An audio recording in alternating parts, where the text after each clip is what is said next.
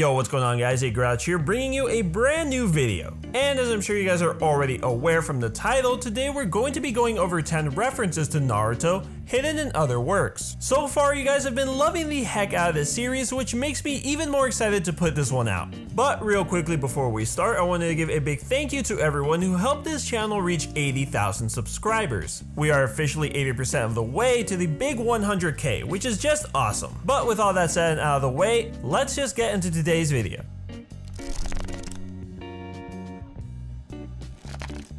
Number 10. One Piece. So there are actually a couple of references that point to Naruto in One Piece, the first of which appears in episode 486. Now, I'm not going to pretend as if I know anything about the One Piece series, because as many of you guys already know, I haven't seen more than a handful of episodes. It's just super long, and I can't seem to convince myself to start, despite all the positive reviews. Even so, I did end up watching through this one, and from what I understood, there is some major beef between the two captains, Blackbeard and Whitebeard, which is resulting in a lot of tension for everyone around them. Now, out of this group who are witnessing this from afar, there appears to be two characters who stand out, a shark man and a man with long white hair. Now, I know One Piece has some pretty strange characters in it, so I guess this one really depends on whether or not you want to believe it. I mean, I only watched about 5 minutes into the episode and there was a snail talking into a microphone, so I guess I shouldn't be too surprised. The second reference appears in episode 769 and revolves mainly around a character named Raizo. Now in the series, Raizo is a ninja from Wano country who seems to pay homage to the depiction of ninja in various media, specifically Naruto. For example, he is able to perform the Shadow Clone Jutsu technique, which is Naruto's specialty. During his introduction, he performs a pose very similar to that of Jiraiya, as you can see here. And to top it off, he also shares the same Japanese voice actor as the character Might Guy. I guess if you really wanted to debate it, you could argue this is just all mere coincidence. However, the next reference may be a little more difficult to debunk. It can be found on the cover of chapter 766 of the One Piece manga, which, looking at this picture, you can see quite a bit of references. Let's see. The character Nami is wearing a dress with the Leaf Village symbol on it. Naruto's butt/jumpsuit appears to be pretty spot on based on what we're able to see. He is being served by a fox with a swirly kamaboko thing on him, aka Narutomaki, or just Naruto for short. He is eating meat while Luffy is eating ramen, a reference to the other's favorite dish. The O in the title of this chapter has another hidden Leaf Village symbol on it, while the I appears to be a man with spiky hair and a headband. Yeah, try to argue against that one. Not only that, but it also lines up with the release date of Naruto's final chapters, and is meant to be a sort of farewell from its longtime shonen competitor.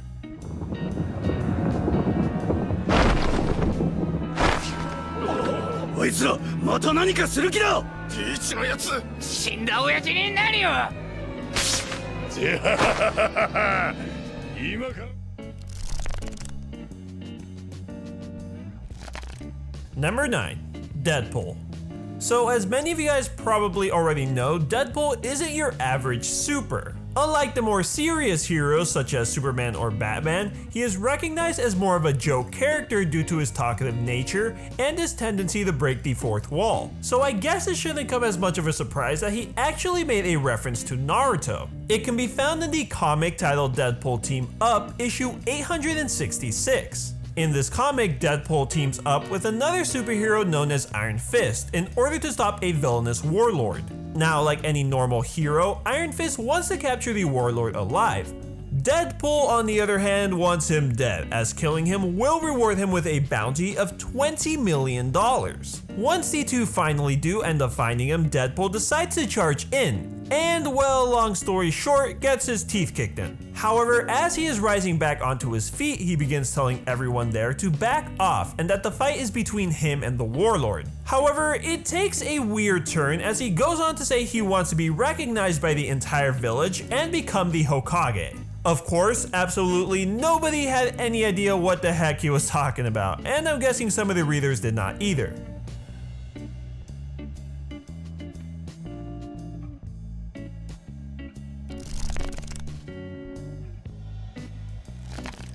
Number 8.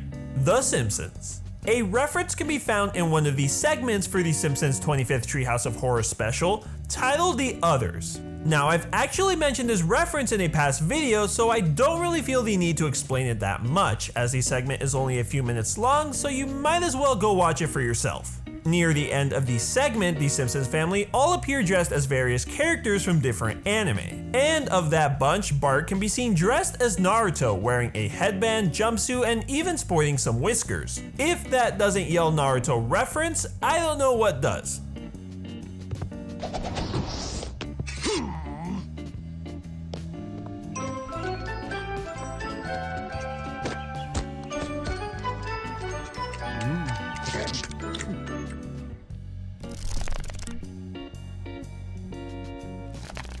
Number 7.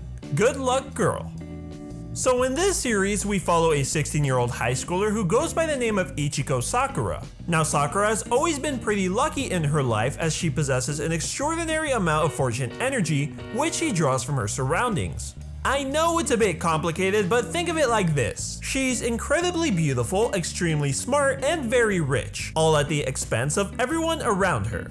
Because she has so much, she has literally thrown the entire world out of balance, resulting in a god of misfortune having to come down and set things straight. And that's basically where the series seems to pick up from. She follows her around and the two are constantly bumping heads over ridiculous reasons. In episode 3, the two begin to duke it out after Sakura finds Momoji, the god of misfortune, hanging around her apartment. As the fight concludes, Sakura can be seen wielding a blowpipe, wearing a ninja outfit, and a red headband. A headband that is commonly only worn by Leaf Village shinobi.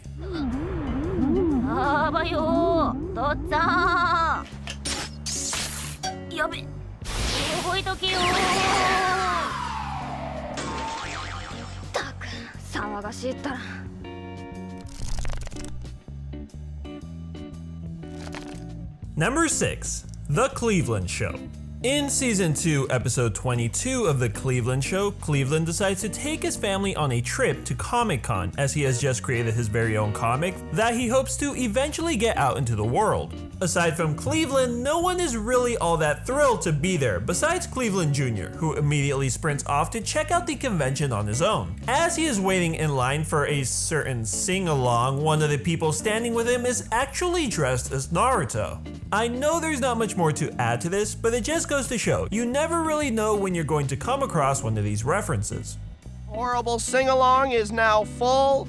No one else will be allowed inside. What? But we've been waiting all morning. Sorry, they're from Hollywood, so they're more important than you.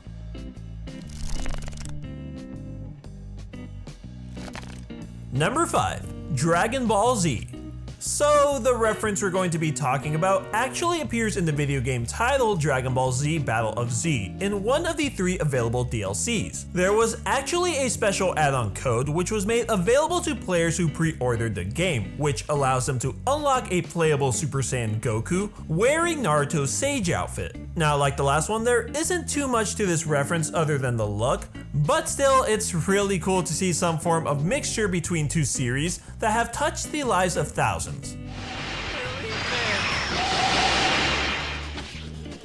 Here you go! Sorry!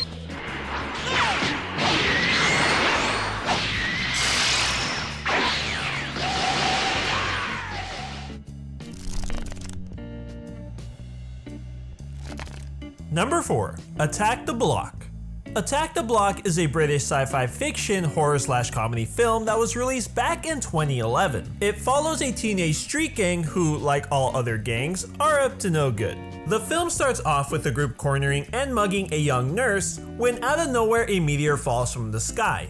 As they go to investigate, they learn that what they believed was a meteorite was actually a cocoon, and they are now being attacked by a dog-like creature who appears to have no eyes. They do manage to kill it, but pretty soon more begin to appear, and it all becomes about survival from there on out. That's basically the rundown. Now I bet you guys are wondering, how could there possibly be a reference to Naruto in this? Well, throughout the movie, there are 2 significantly younger boys who are always trying to tag along with this gang of thugs. As the group sets out to try and fight their way out of an apartment complex, the 2 boys try to get into the action. However, they're turned away rather quickly as the group's leader, Moses, deems it to be way too dangerous. And then he drops this little gem.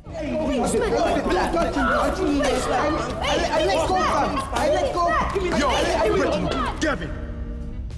Go home, lock your door, do your homework, watch Naruto. Stay inside tonight, get me?